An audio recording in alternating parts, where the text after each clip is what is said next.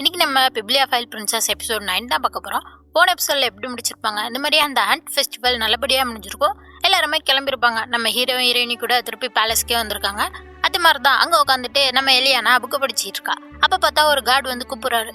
இது மாதிரி எலியானா உங்களை பார்க்க வந்திருக்காங்க, வாங்க அப்படின்னு சொல்லிட்டு கூப்பிட்டு போறாரு. அங்கே போய் பார்த்தா ஒரு பக்கம் ஜுவல்ஸு, ஒரு பக்கம் ஷூஸு, ஒரு பக்கம் ட்ரெஸ்ஸு, இது மாதிரி நிறைய கொண்டு வந்திருக்காங்க. வாங்க எலியானா உங்களுக்கு எது வேணும், இது வேணுமா, இது பிடிச்சிருக்கா, அது பிடிச்சிருக்கா, பாருங்கன்னு சொல்லிட்டு கூப்பிட்டுக்கிட்டு இருக்காங்க. ஏன்னா ஒரு பெரிய ஃபெஸ்டிவல் நடக்க போகுது போல, அதுக்கு இவன் வந்து ட்ரெஸ் சூஸ் பண்ணணுமா.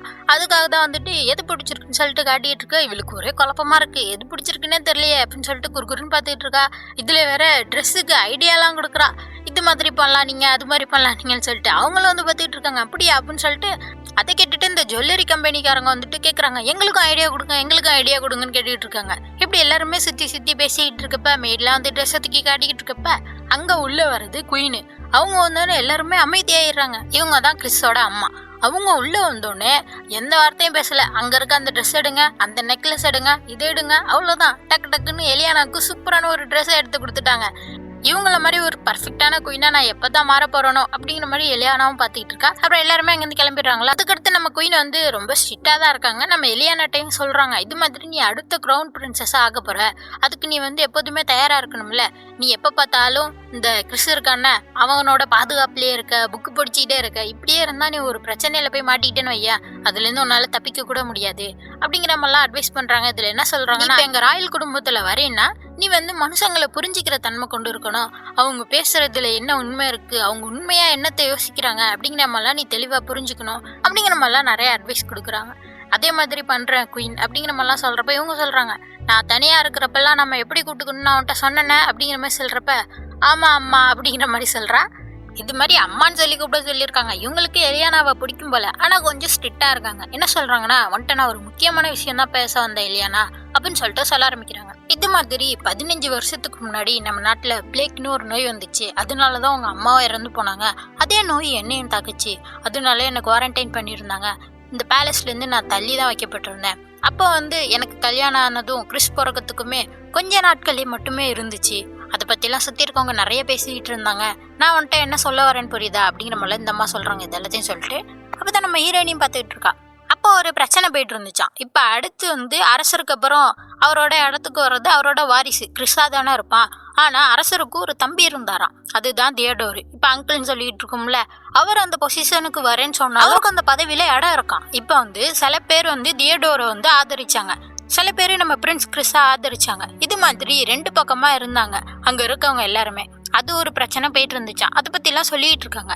இப்போ இவங்க என்ன கேட்குறாங்கன்னா, இது மாதிரி 2வது ஒய்ஃப் கூட இப்போ ஹீரோக்கு வரலாமா. ஏன்னா என்ன மாதிரியே உனக்கு எந்த பிரச்சனை வேணாலும் வரலாம் இல்லையானா. இப்போ 2வது ஒய்ஃபு கூட நம்ம ஹீரோக்கு கட்டி வச்சாலும் வைப்பாங்க போல. இப்போ அரச குடும்பத்தில் கல்யாணம் பண்ணிக்கிற எல்லா பொண்ணுங்களுக்குமே இதுதான் விதி. 2வது ஒய்ஃபு 3வது ஒய்ஃபுன்னு சொல்லிட்டு அரசர்கள் கல்யாணம் பண்ணிக்கலாம். அது மாதிரிலாம் இவங்க சொல்லிட்டு இருக்காங்க. இதை கேட்டனே நம்ம எலியானாக்கும் ரொம்ப சோகமாயிருது.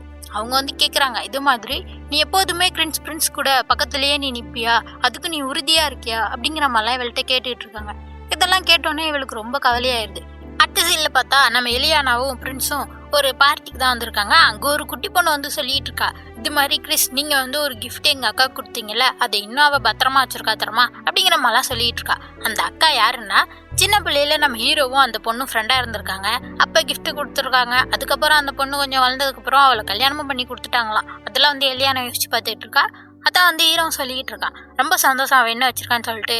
ஆனால் எனக்கு ரொம்ப கஷ்டமா இருக்கு. இது மாதிரி அவங்க ஹஸ்பண்ட் 2 வருஷத்துல இறந்து போயிட்டாராம். இப்போ அவள் வந்து விதவை ஆயிட்டால அப்படிங்கிற மாதிரி சோகமாக சொல்கிறப்ப அந்த குட்டி பொண்ணு கேட்டுக்கிட்டு இருக்கா, நீங்கள் வந்து எங்கள் அக்காவை சமாதானப்படுத்துங்களேன், நீங்கள் வந்து சைல்ட்ஹுட் ஃப்ரெண்டு தானே, அவளை வந்து இந்த நடக்க போகிற பெரிய ஃபங்க்ஷனுக்கு வர வைங்களேன் அப்படிங்கிற மாதிரிலாம் அந்த குட்டி பொண்ணு பேசிகிட்டு இருக்கப்ப நம்ம ஹீரோ சொல்கிறான், இல்லை அவள் வந்து கஷ்டத்தில் இருப்பா, அவங்க ஹஸ்பண்டை நினச்சி அவளை நம்ம தொலை பண்ண வேணாம் அப்படிங்கிற மாதிரிலாம் ஹீரோ சொல்லிடுறானா.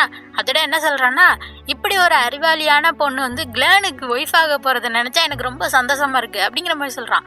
பார்த்தா இந்த பொண்ணு தான் கிளானுக்கு கல்யாணம் பண்ணுறதுக்கு பேசி வச்சுருக்காங்களாம். அப்போ அங்கே இருக்கவங்க சொல்கிறாங்க, அவங்க 2 பேருமே பக்கத்துக்கு அந்த யூ லவர்ஸ் மாதிரி இருக்குது அப்படிங்கிற மாதிரி சொல்கிறப்ப என்னது இது அப்படின்னு கேட்குறப்ப அந்த குட்டி பொண்ணு சொல்கிறா, எங்கள் நாட்டில் ஃபேமஸாக போயிட்டுருக்கு லவ் ஸ்டோரி தெரியுமா அப்படிங்கிற மாதிரி சொல்கிறா. என்னது அது அப்படின்னு சொல்லிட்டு எலியானா கேட்க, அந்த பொண்ணு சொல்கிறதுக்கு வாய எடுக்கிறதுக்குள்ள நம்ம கிறிஸ் வந்து ஹீரோயினை கைப்பிடிச்சு நிப்பாட்டிட்டு, அது வந்து ஒரு லவ் ஸ்டோரி, அது வந்து நாடகமாக போடுவாங்க, அப்போ நம்ம 2 பேரும் போய் பார்த்துக்கலாம் அப்படின்னு சொல்லிடுறான். அப்போ ஒரு காவலாளி வந்து நம்ம ஹீரோ கூட்டிட்டு போயிடும், வாங்க வேலை வந்துட்டுன்னு சொல்லிட்டு அங்கேருந்து கிளம்பிடுறாங்க. இப்போ அடுத்த சீன்ல கட்டுறாங்க. அடுத்த சீன்லேயே பார்த்தா குயினும் எலியானாவும் அந்த பெரிய ஃபங்க்ஷன் நடத்திட்டு இருக்காங்க. அங்க நிறைய பேர் வந்திருக்காங்க. வந்துட்டு குயின்ட்ட எல்லாம் பேசிட்டு இருக்காங்க. அப்போ ஒரு லேடியும் ஒரு பொண்ணும் அங்க வராங்க. அவங்கள பார்த்தோன்னே நம்ம குயின் வந்து எலியானாக்கு ஒரு சிக்னல் கொடுக்குறாங்க. என்னன்னா இவங்கள்ட்ட இருந்து கொஞ்சம் எச்சரிக்கையா இருக்கணும்னு சொல்லிட்டு. அதே மாதிரி எலியானா பார்த்துக்கிட்டு இருக்கா. அந்த லேடி வந்துட்டு அவங்க பொண்ணை பத்தி பெருமையா பேசிட்டு இருக்காங்க. இது மாதிரி என் பொண்ணே இந்த ட்ரெஸ்ஸை ரெடி பண்ணா தருமா அப்படின்னு சொல்லிட்டு பார்த்தா அப்பதான் நம்ம எலியானாக்கு ஒரு அதிர்ச்சி. என்னன்னா இவளுக்கு கூட ட்ரெஸ் காட்ட வந்திருப்பாங்க தெரியுமா. அப்போ ஒரு ஐடியா சொல்லியிருப்பால இவ, அந்த ஐடியாவை வச்சுதான் இந்த ட்ரெஸ்ஸை மேக் பண்ணியிருக்காங்க. அதை பார்த்தோன்னே இவ வந்து அதிர்ச்சி ஆயிரா, இது நம்ம சொன்னதாச்சே அப்படின்னு சொல்லிட்டு பார்த்துக்கிட்டு இருக்கா. அவங்க வந்துட்டு சொல்றாங்க, என் பொண்ணே இந்த டிசைனை மேக் பண்ண தெரியுமா, நீங்க வேணா சொல்லுங்க, உங்களுக்கு கூட புது புது டிசைன்ல ட்ரெஸ் எல்லாம் ரெடி பண்ணி தருவா அப்படிங்கிற மாதிரிலாம் சொன்னோன்னே நம்ம குயினுக்கு தெரிஞ்சிட்டு போல. அவங்க அப்படியே பார்த்துட்டு சரி நான் அதை யோசிக்கிறேன் அப்படிங்கிற மாதிரி சொல்றாங்க. அதுக்கப்புறம் அவங்களும் போயிடுறாங்களா. எலியானாவை பார்த்துட்டு சரி உன் முடி கொஞ்சம் கலைஞ்சிருக்கு, போய் ரெடி ஆகு அப்படின்னு சொல்லிட்டு அமுச்சு வைக்கிறாங்க. நம்ம எலியானாவா உட்காந்து தனியா யோசிச்சுட்டு இருக்கா. நம்ம குயின் வந்து தெரிஞ்சுதான் இவளை அமுச்சிருக்காங்க, இவ எதுவும் சோகமா இருக்கான்னு சொல்லிட்டு. அதே மாதிரி ஹீரோயின் உள்ள உட்காந்து யோசிச்சுட்டு இருக்கா. இது மாதிரி நான் சொன்ன ஐடியா எப்படி அங்க லீக் ஆயிருக்கும், யாரோ ஏதோ வேணுக்குன்னே தான் சொல்லியிருக்காங்க. அதே மாதிரி என்ன யோசிக்கிறேன்னா, ஒருவேளை அவங்க நினைச்சிருக்கலாம் நான் குயின் பக்கத்துல இருக்கிறதுக்கோ ஹீரோக்கு பக்கத்துல இருக்கிறதுக்கோ தகுதி இல்லாதவன் நினைச்சிருக்கலாம் அப்படிங்கிற மாதிரிலாம் சோகமா யோசிச்சுட்டு இருக்கா. சரின்னு சொல்லிட்டு திரும்பி நடந்து வரா. அங்க போலான்னு பாக்குறா. ஆனா வந்து திடீர்னு இல்ல நான் போய் காத்து வாங்கிட்டு வரேன்னு சொல்லிட்டு வெளில வந்துடுறா.